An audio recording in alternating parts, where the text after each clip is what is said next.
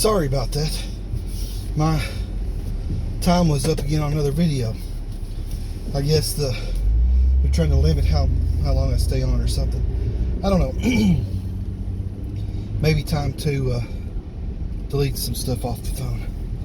Eating up all my memory. But anyway, if you don't know what the death cross is, it's where your position moves down.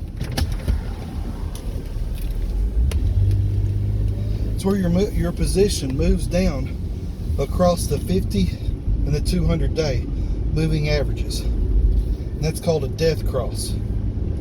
And when that happens, it's signifying, that the market's changing. The trend is changing.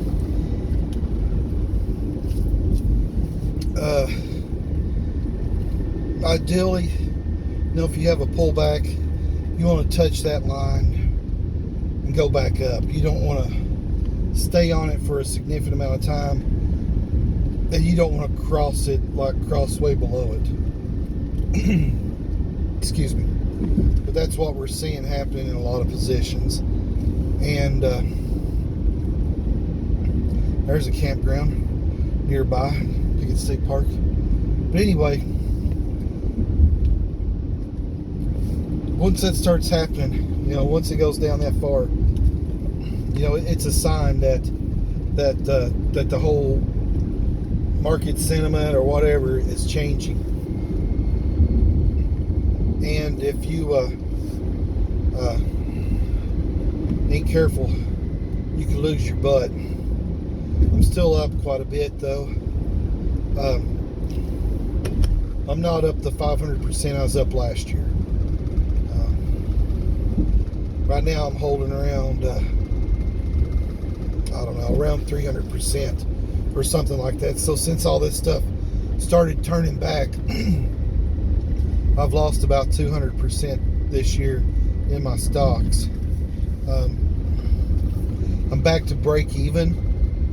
Somebody was on my whole not Bitcoin, but my whole Dogecoin fiasco where I tried to buy in there so I'd be registered in that contest for Coinbase, and whatever reason, has anybody heard anything about the Coinbase winners? Who got that 300,000 in Dogecoin?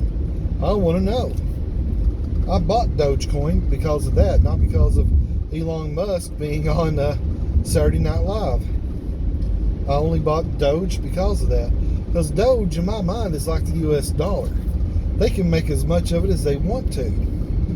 And you got to have non-reproducible assets, or you have to have assets that can't be printed out of nothing, like gold, real estate. You have to have, stocks that,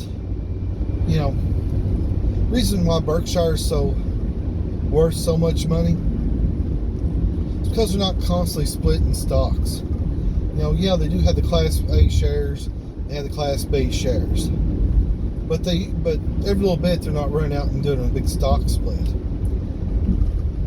And what typically what that does is it creates a whole lot more stock available. Is stock splits always a bad thing? Well, no, maybe not always. But the stock that you had is now worth less.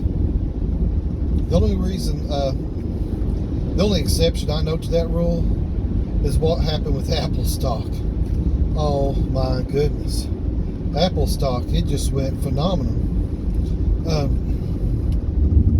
I don't know where it is now, but CF Industries, I picked it at $11 per share, like years and years and years ago before the stock split. And it went up to like $200-300 a share. And then they done that big stock split, and I don't know what it is now. I don't know if it ever got much over $30 or $40 after that stock split. And it was a huge company, a big company, and a good company, a chemical company, and just a money maker like you wouldn't believe.